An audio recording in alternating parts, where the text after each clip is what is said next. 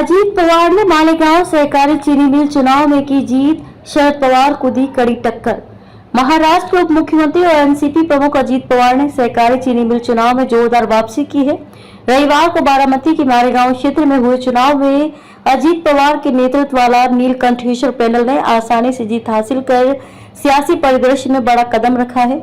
ये पहली बार है जब 1984 के बाद अजीत पवार ने सहकारी चीनी मिल चुनाव में हिस्सा लिया और जीत हासिल की। मालेगांव सहकारी चीनी मिल का चुनाव राजनीतिक दृष्टि से बहुत महत्व रखता है, क्योंकि यहां दो दिग्गज नेता अजीत पवार और उनके चाचा शरद पवार के समर्थित पैनलों के बीच कड़ी टक्कर देखी गई। अजीत पवार का नीलकंठेश्वर पैनल इस चुनाव में प्रमुख था, जबकि शरद पवार की तरफ से गठित बलिराजा सहकार पैनल और चंद्रराव टावरे के नेतृत्व वाला सहकार बचाव पैनल भी चुनाव में मैदान में थे।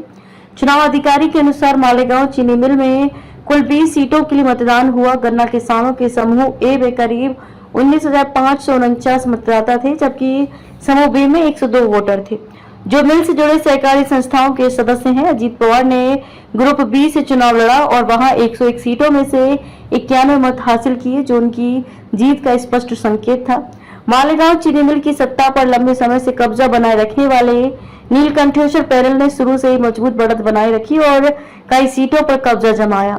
वहीं शरद पवार की ओर से गठित पैनल ने माना कि यदि अजीत पवार का पैनल उनके साथ गठबंधन करता तो विरोधी पैनल बनाने की जरूरत नहीं पड़ती।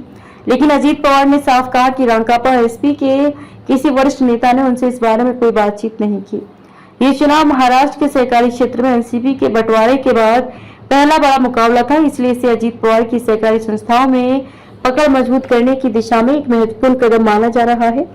मंगलवार देर रात तक मतगणना जारी रही और बुधवार सुबह तक अंतिम परिणाम आने की उम्मीद थी।